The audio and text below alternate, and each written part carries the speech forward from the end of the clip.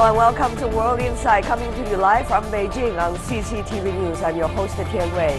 On today's program, Europe under strain.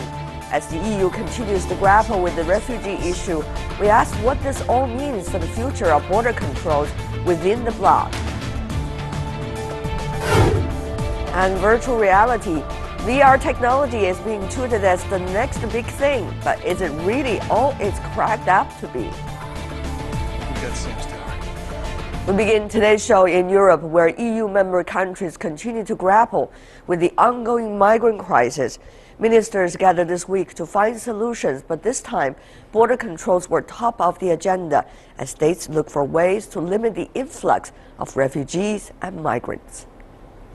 Rethinking the open door policy. EU interior ministers meet in Amsterdam to continue the long search for solutions. Some threaten to isolate Greece by imposing border checks. I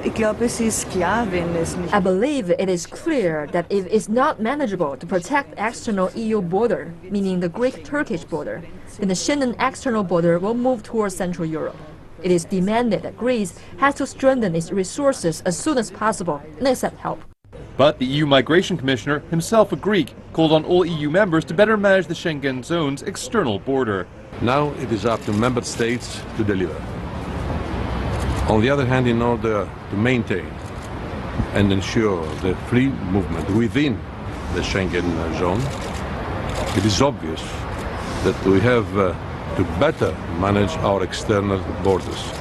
The Schengen Zone comprises 26 states, most of which are also EU members. This includes Germany, the preferred destination for migrants. An estimated 1.1 million newcomers already reached Germany last year.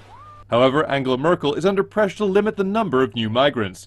Her open-door policy has dented her popularity and fueled support for anti-immigration parties. She's promised to measurably reduce arrivals this year, but has refused to introduce a cap. Instead, she's tried to convince European partners to take on quotas of refugees, push for reception centres on Europe's external borders, and led a campaign to convince Turkey to keep refugees from entering the bloc. I'm deeply convinced that the issue of illegal migration can only be solved with a cooperation. If we work on the causes of migration, and that we have a great interest within the European Union to preserve the Schengen Zone, it means that unilateral decisions by individual countries will bring us any further, but we need a pan-European solution. Apart from Germany, other EU countries are also finding their own ways to limit the inflows. Sweden is tightening border controls, and others are looking to extend temporary controls already in place. The influx of refugees looks set to continue, and Europe will need a united front if to have any hope of rising to the challenge.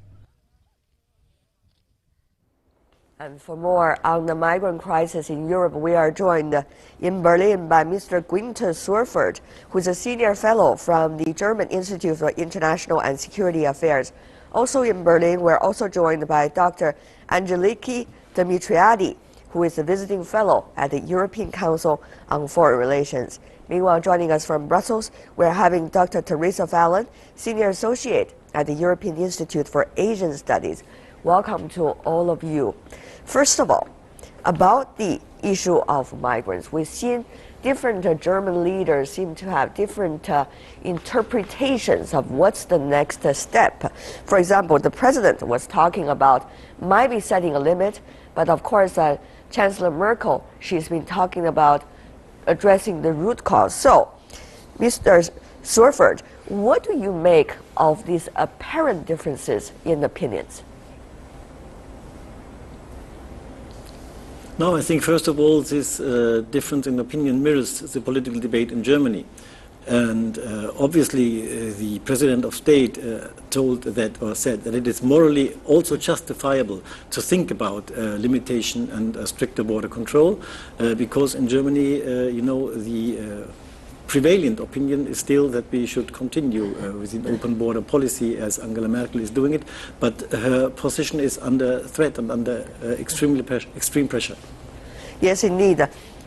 Ms. Dimitriadi, you probably have also a very close grasp of what exactly is going on right now in Germany. Of course, the earlier enthusiasm of helping the migrants have already been replaced by some concerns with a huge influx of them. What do you make of the realities? Where do you think the policy might be going? Well, I think you're absolutely right. The debate here in Germany is divided, but there is a growing realization that there has to be a reduction in the flows. There is a reduction in the flows nonetheless. In January of 2016, Germany only had about 2,000 people crossing its borders per day instead of 10,000 at its peak in the summer. It still sounds like a huge number, but it's a significant reduction. But the fact remains that Chancellor Merkel's policy, to me, seems to be the only feasible solution right now, a coherent, united European front in parallel working with Turkey. Is a united European front possible, Ms. Fallon? Well, that's a very good question. The head of the Commission, President Juncker, has said that the decisions have been made. It's the question of implementation. Many member states don't want to take the refugees. We've only seen about 300 actually resettled. So out of the thousands who have come to Europe, millions, tens of thousands, only 300 have been settled. So there's a big problem with implementation in various member states. We see today Denmark's having a debate on whether they will take the valuables of the immigrants to help pay for their resettlement, and they're saying this in a way to discourage more immigrants from going to their country. So there's not really, ideally we want a united European front on this, but each member state is kind of picking and choosing to make themselves seem less attractive, and as we see, more walls are going up rather than coming down. I remember the German president, Mr. Gauck, at the Davos meeting, he was making a speech in which he specifically said one thing, that is about the European value system. He said, if that's the value system that can now endure challenges, then that is not the value system that we are having. That's an interesting remark there. Mr. Swarford, I understand a lot of debates now, it's really not just about the migrants itself. It's about what Europe stands for and how much can Europe endure in order to maintain its value system, and what will be the responsibilities of every individual country inside Europe in shouldering those value systems. Mr. Swarford. Yes, I think that's really a great question, because what is meant by European value systems is a lot of different things or different subjects. One is naturally humanitarian values, values of freedom and democracy, of free movement of people, but particularly in the refugee crisis, of the upholding of the Geneva Convention of 1959 that grants really asylum to political refugees. But another part of the European value system is naturally Europe itself, its ability to act together, its very existence, and its upholding of liberal democracy in the single European member states. And to say today we see, due to the refugee crisis and due to the rejection of large parts of the populations to the influx of more refugees, that these liberal values inside the European Union itself are threatened. And therefore it's not easy to say we are protecting the European value system. Ms. Fallon, is this it? Is this going to be the critical moment to examine where Europe is and whether there is something called the European Union, whether there is a common value system, and whether countries can work together on one critical issue? Is this it? Well, as you've pointed out, it is a crisis right now, and Europe has been dashing from crisis to crisis since the financial crisis, the euro crisis way back 2007, 2008, then Russia, Ukraine, now we have the refugee crisis. So the system is getting exhausted, and it's hard for them to make long-term strategic thinking when they're dashing from crisis to crisis and managing these issues. You point out that one of the pillars of the Schengen, the free movement of peoples, is really being put to the test. But I think managing borders is really key for any country, and the EU has Frontex, so it's an EU-organized group, but member states aren't sending the ships that they promised. So the key regions like Greece and Italy are really suffering because they're on the key question, I think, is money. Who's going to pay for all of this? And how are we going to share the burden? So I've seen a suggestion by Germany, which I thought was actually quite a good one, to have a petrol tax because we have such low oil prices right now, and that could be shared by everybody across the EU. So people haven't really addressed who's going to pay and how are they going to pay for it. So that at least is on the table. Well, you said it is pretty exhausting for the EU to come up with all the solutions, one crisis after the other. But Ms. Dimitriadi, many would argue the other way around, that when you have crisis, is exactly the time that you shore up your value system. You have your value system to test, and therefore getting ever stronger. So do you think this is the critical time? What do you think might be the end result that we can take a look back at how strong the EU is, how strong the European common value is? Well, I think that as things are right now, we are seeing very different visions of Europe and how each member state perceives itself in this European Union. If we would manage to get out of this crisis still united, I think it would be an opportunity for us to actually move towards a stronger cooperation and develop trust between the member states, which in my view is what is fundamentally lacking right now. And you see this especially in the management of the refugees. But at the same time, it's a critical situation because, as you know, nationalist views are showing up across various member states. Member states are increasingly closing their borders and trying to make themselves less attractive to the refugees. So there is an inherent imbalance in the system and a contradiction. On the one hand, we want to uphold the liberal norms that we are supposed to be embedded in our national systems, and at the same time, insecurity is rising up and it's forcing people to take reactive rather than proactive measures. Right. So it's very unclear how the Union will come out of this in the end. Mr. Swarford, we talk about the value system, we talk about the European Union, but now let's talk about some pragmatic issues. Border control, to what extent? Earlier, Ms. Fallon also mentioned about the oil tax, for example. Will those tricks and also ways of doing things eventually help the European Union coming out of this crisis and find a solution? I don't think so. I think it is totally out of possibility to increase taxes due to the refugee influx, because it will make it much more unpopular to accept refugees. We know that already in Germany at that time on a very moderate level, but in other countries we have a strong resistance against any further influx of refugees. And I personally think, and I think it's true, that Germany is almost completely isolated inside the European Union, because it's only Germany that today officially upholds its open border policy. All the other countries have closed their borders down or have openly declared that they are not going to accept more refugees. We see a deep divide between Western Europe, the old members of the Eurozone and of the European Union, and the new members which joined the European after the so-called Eastern enlargement. And I see no possibility for developing a joint policy. And therefore, I think states are naturally actual unilateral or at least bilateral. And therefore, on the long run, I see we are going to close the borders. We are going to limit the influx of refugees to protect the Union, to protect our own system. I see. This is unfortunately what I am seeing. On the one hand, Ms. Fallon, we all understand the internal political challenges Chancellor Merkel, including the German president, are facing when trying to open the border, when trying to absorb as many migrants as possible.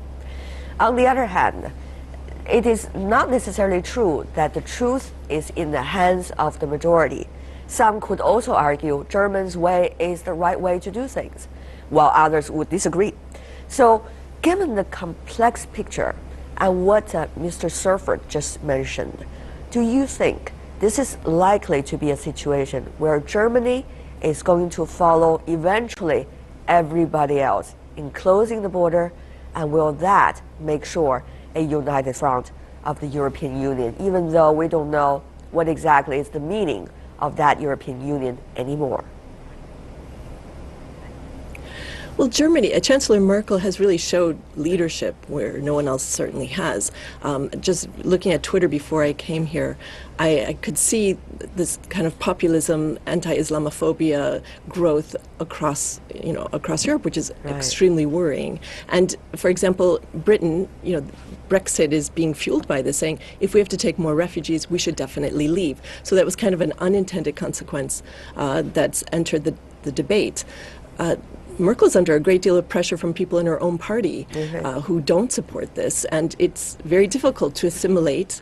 71% of the immigrants are young males, and so it's very difficult to assimilate them. There's a very different cultural clash that we've seen demonstrated on New Year's Eve in Cologne. There's been kind of classes taught in Norway to, like a program to help immigrants or refugees learn the local mores and how women are treated. So that's one aspect that really has to be addressed. It's a very sensitive topic. How do you assimilate all these people with very different values, and how do we do it in an appropriate way? So every news story that portrays, the recent murder in Sweden of an asylum worker, it adds to this kind of backlash feeling. So as the professor said, I mean, it's the mood in Europe under difficult economic situation, plus this huge influx of refugees where there seems to be no end. It will continue, and as the weather gets warmer, we'll see more. It really is putting, it's an inflection point for Europe. So I think it's a key question, and it's something we have to watch. There are three set of things. One, of course, is a European value system. And how will this crisis experience test this value system? The other thing is, what if absorb these migrants? What kind of real challenges would they pose on the European countries? And the latter is, what can the European countries do together in order to overcome some of these challenges posed by the incoming migrants as a result of observing the European value system? So these three kinds of things, usually people mix it up. But do you think, Ms. Dimitriadi, that these three different groups of issues should be mixed up? Or actually they have to be separated so that to sort one thing out of all of the entangled issues? Ms. Dimitriadi. Well, I think you can't completely separate them, because when people come into a country, they have to assimilate to its culture, its norms, and its legal system. So there are certain expectations that are natural. Can Europe assimilate the number of refugees that are currently coming? It's a good question. In my view, I think it can, but it can only if every single member participates in that process. And if assimilation acknowledges that it has to be, in a way, a two-way street. They have to accept a lot of our legal framework, our culture, and our norms, but we also have to accept that in some things we will always be different. And that's fine, that's good. That still makes them productive members of society, and we can benefit from this interaction. But this can only take place, like I said, if every single member participates, because what we're seeing right now is that the discussion around assimilation is still limited to the few member states that had to take the first influx of the refugees. So Sweden, Germany, Austria, Denmark to a lesser extent. You're not hearing this discussion taking place, for example, in France, and especially after the Paris attacks, which should be the key. Not how do we keep the Muslims out, which is the current discourse in France, but how do we assimilate them in a way that they can become productive members of our society? But Ms. Fallon, the question is, if you want to incorporate them into the discussion, and yet they are reluctant, they will never be a member of this discussion. They will never be, in a way, a player in seeking the solutions, isn't it, Ms. Fallon? What can the European Union do? Well, I would like to just address one point that I think we should highlight, is that the reason, in part, that the system is really getting clogged up is that many people are applying for asylum that really shouldn't be applying for asylum. So legitimate people fleeing war in Syria, for example, should be the first in the queue. But the system has been so clogged up over the years by others who are, tearing up their passports or destroying their fingerprints. And they're kind of overstretching the system that's already overburdened. So I think that the EU's value is to really help people fleeing a war situation from Syria, for example, and the other asylum people who are coming here attracted to Europe. You know, it really is making it difficult for the Europeans to sort out, and these sorting centers, these new hot centers that have been set up or are being rumored to be set up, you know, it's complicating it for everybody. So the people who really need it the most are the least likely to get it. There are a lot of technical complexities over there, as you said. But before we go, Mrs. Swarford, what if the other countries don't act? I mean, earlier we heard Mr. Mitriadi talking about a few countries, including yours, Germany. But what about Greece? What about Turkey? What about France? What about the UK? What about the new members and so-called traditional members of the European Union? Can Germany and a few others stand alone? Now, first of all, you mentioned Turkey, and we have first to note that Turkey isn't a member of the European Union, but it behaved in exactly the same way as some European member states, namely passing the refugees through to Germany or to Austria. And this is understandable in a way, because Turkey already hosts about 2.2 million refugees. Now, what Merkel is trying to do with Turkey is, in a way, to combine these two of these goals you mentioned, namely to uphold European values and at the same time to limit the number of refugees. The deal that is foreseen with Turkey is to come to an agreement that Turkey is on the one hand is controlling its borders more effectively, so that not so many people migrate from the Turkish coast to the Greek islands, but on the other hand to enhance the financial support for Turkey, that it is able to offer the migrants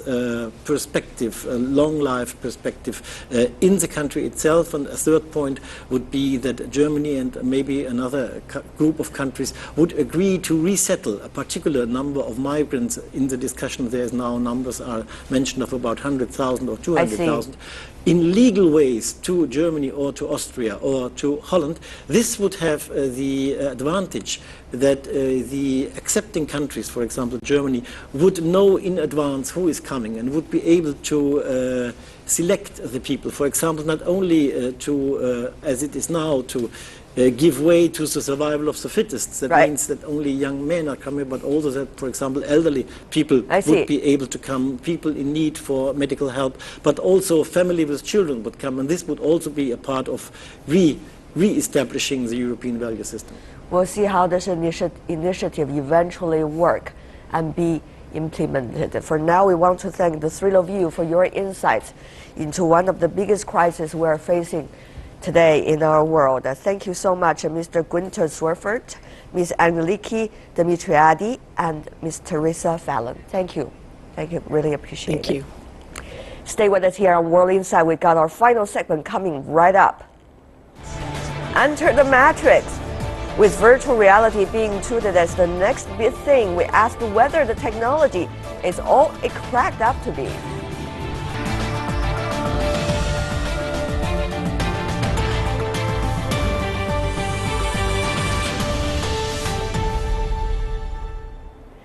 Welcome back. You're watching World Insight on CCTV News. In 1995, the Virtual Boy was supposed to herald a new era of virtual reality. That first wave of VR didn't end up taking off, but now, in the year 2016, it's once again being touted as the big technology of the future. Will it prove a success this time, or will history repeat itself? Let's take a look. Entering a virtual world. Virtual reality technology attempts to simulate a physical world, providing users with the illusion of being in a different time and place. The latest models allow you to interact with that world, stimulating the senses of sight, touch, hearing, and even smell. Virtual reality actually transports you to another world. You put the headset on and you actually can't see the world around you. It can project you on a beach, on top of a mountain in Japan, in the far-flung future. Virtual reality is a whole nother experience. The whole sector's been buzzing ever since Facebook bought Oculus, an American VR tech company, last year. Google is also busy gathering new recruits for their VR team. And Apple is also heading into VR, hiring a top executive from Virginia Tech. This year, we'll see the release of the first serious consumer VR headsets in 20 years. In the first quarter of the year, VR pioneers Oculus will launch the consumer version of their Rift headset. In April, HTC will launch its own product in conjunction with gaming firm Valve. And Sony will launch its PlayStation VR, an add-on for the PlayStation 4, which will bring VR into the living room. Last year was a year of experimentation for virtual reality, and this year I think will be implementation. So we'll see those first handsets come to market. Just last week, Goldman Sachs predicted that the VR market will generate $182 billion by 2025 in combined sales from hardware and software.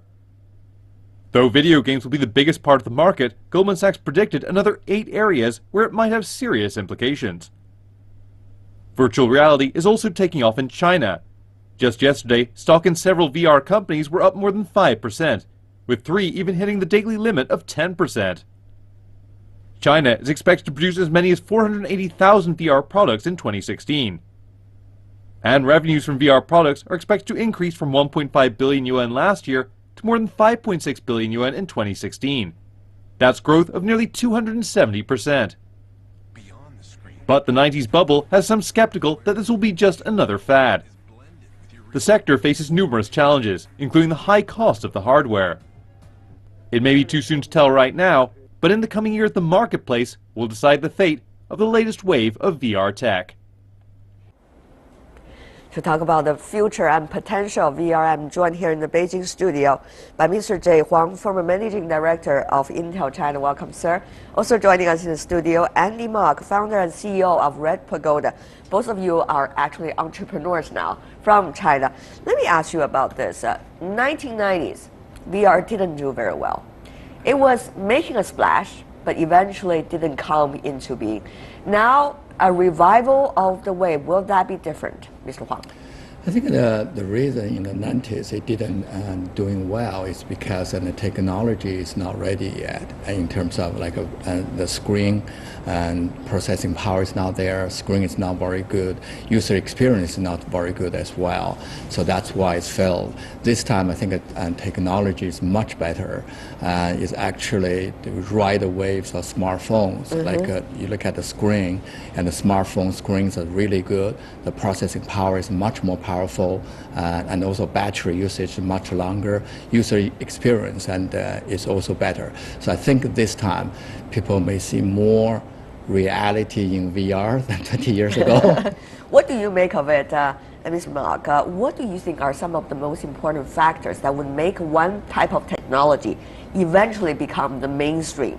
Well, I think clearly it's finding a killer use case that millions, if not billions, of people will want to use. Right. And I think that both for virtual reality and augmented reality, I think that time, if not is here, is very close. We have already seen quite a number of pieces of experiments. Not only, documentaries at Sundance Movie Festival, there are quite a number of the VR movies already there. And also New York Times, for example, recently published a whole set of photos illustrating the Syrian migrant crisis, eventually using the VR technology.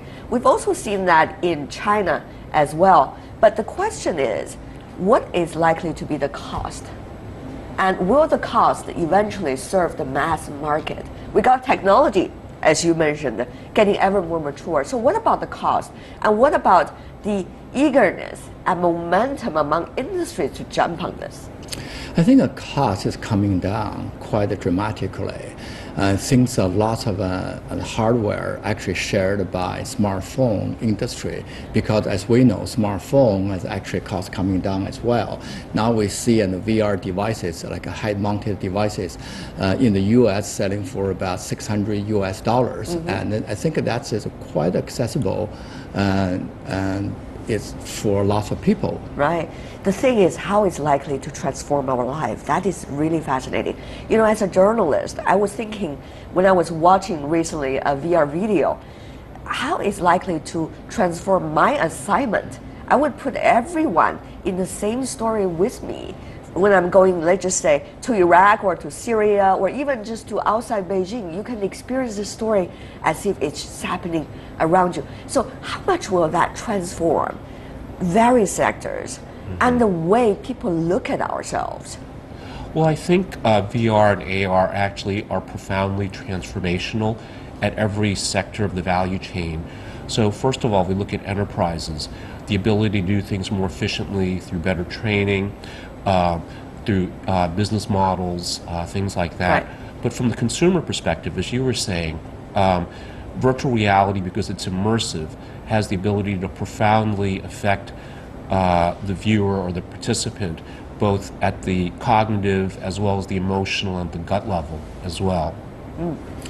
I think two things that the VR did and quite revolutionary. One is the interaction. All the previous entertainment, it's not much of interaction. Not the VR, we can participate, as Andy just mentioned. Second thing is they customize it. And previously, if you watch a movie, you have to follow whatever director direct the movie. Right. With the VR and AR, you actually can choose whatever the path you want to be. You want to participate. You can set up your own options this way or that way. So these two things, I think, is quite revolutionary. But on the other hand, will that make all the kinds of industries being transformed? For example, if you have VR technology back at home, you wouldn't choose to go to theaters anymore because it's the same experience anyway. You're absolutely right. I think it's probably going to have a disruptive an impact to one is the TV industry, another one is movie theater industry. Because you think about that, when we make the screen bigger, and then if you wanted to really have enhanced and viewing, you need a lot of processing powers. Yes. And also if you want to see the surrounding you, and you have, you can imagine how big the screen it could be. So that's is a disadvantage in my opinion.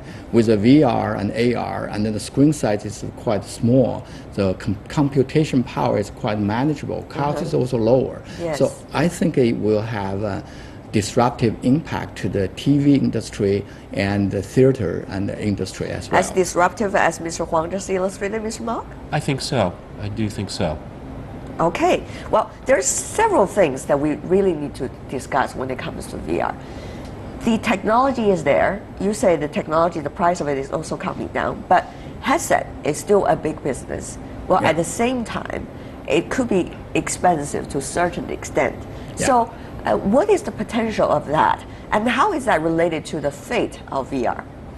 I think the estimate, some analysts give estimates, say in about 10 years, the VR industry just on hardware and software side could be somewhere around like from 23 billion US dollar to over 200 billion Right. US dollars.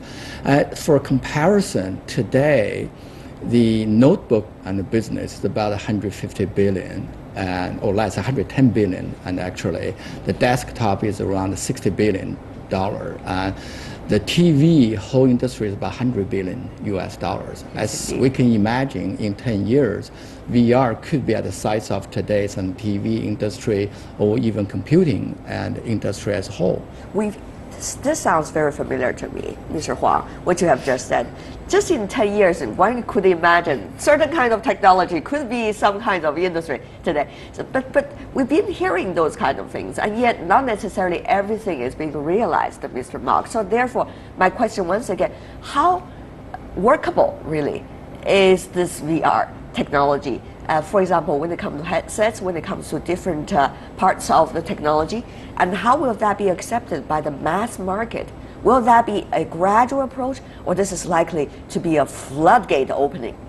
Well, I think that when we look at the major technologies, for instance, desktop computing, when Bill Gates said back in the 70s, a computer on every desktop, the internet, despite the internet.com bust, smartphones, Steve Jobs' vision, Right. These all did come true. And I think that we're looking at VR and AR as a similar profoundly transformational type of technology. And we only need to look at not only where the smart money is going, but the smart people. So quick example, Magic Leap, a company in the US, raised $500 million in their Series B, including $200 million from Alibaba. And the CEO of Google, Sundar Pichai, is on the board. Right. So I think that it shows that some of the smartest investors and tech executives are putting a lot of money and energy into this. Okay, follow the money, that's really the logic. But on the other hand, whenever we discuss a new technology, Mr. Huang, there's always a possibility whether that's likely to create a further technological divide between the haves and the have-nots. And if we talk about the revolution, transform the industry by VR, that is even more proper question to be asked here. Mr. Huang, what do you make of it? I think you ask an excellent question. And previously on this program, you asked multiple times, say, like e-commerce, whether it does really create jobs, etc. And we seem to notice a lot of technology development seems to, as you mentioned, and enlarge the gap of the society, polarize the workforce. Maybe this time is different. Maybe VR is a solution for that. What do you mean by maybe? What is backing the maybe or the may not be? I think, for example, and with the VR, you can live like a virtual, like a multi-millionaire's life. For example, you can live in Bill Gates' life without owning his mansion. Right. So that's maybe create a harmony to the society. Finally, we find a solution to the problem previously we will notice. But seriously, I mean, this technological divide, if it has becoming the mainstream, how are we more equipped to find solutions to these divides? I think we are. Look back, you mentioned some overestimate and also some underestimate. For example, smartphone. Right. People actually underestimate the momentum of the smartphone. At the very beginning. At the very beginning. The reason is people didn't realize, and the smartphone can sell less than 1,000 RMB. Actually, China started with selling even 500 RMB. Things and VR and AR is right on the wave of smartphone. I expect to see, and these devices can come with much cheaper price, coming down much faster than people anticipated. So maybe it can take off and much faster than people anticipated. Social impact of technologies. Yeah.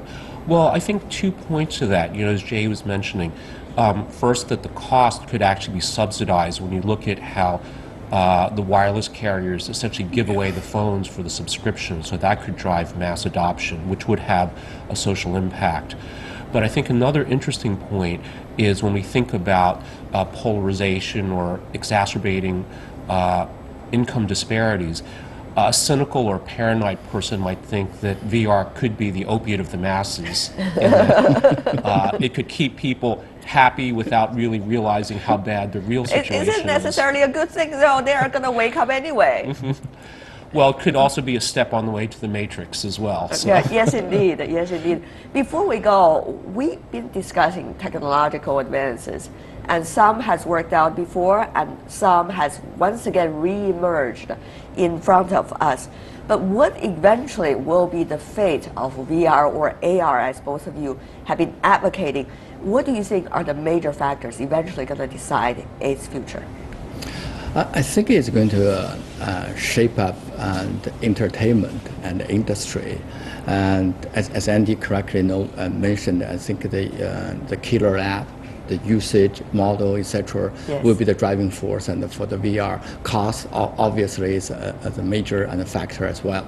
So I guess for those audience who have VR technologies, if we are broadcasting in that way, they can just feel they're sitting with us behind this table and put in their opinions, I guess, at the same time. Mr. Mark, what do you make? The fate of this technology, what is dependent on? Well, I think no one really knows, but an important test will be in this first quarter of 2016 when Microsoft HoloLens begins shipping. And they've devoted a lot of marketing energy to getting developers on board, and we'll see, does this device really live up to its hype? And I think if it does, it'll be a huge catalyst. If not, it'll only be a delay and a speed bump into the eventual universal adoption of VR and AR. If you had got access to the VR technology and you can make something out of it, what would be your choice? Well, I personally gravitate more towards, I think, the entertainment side of it. So immersive gaming or interactive types of entertainment. Jay?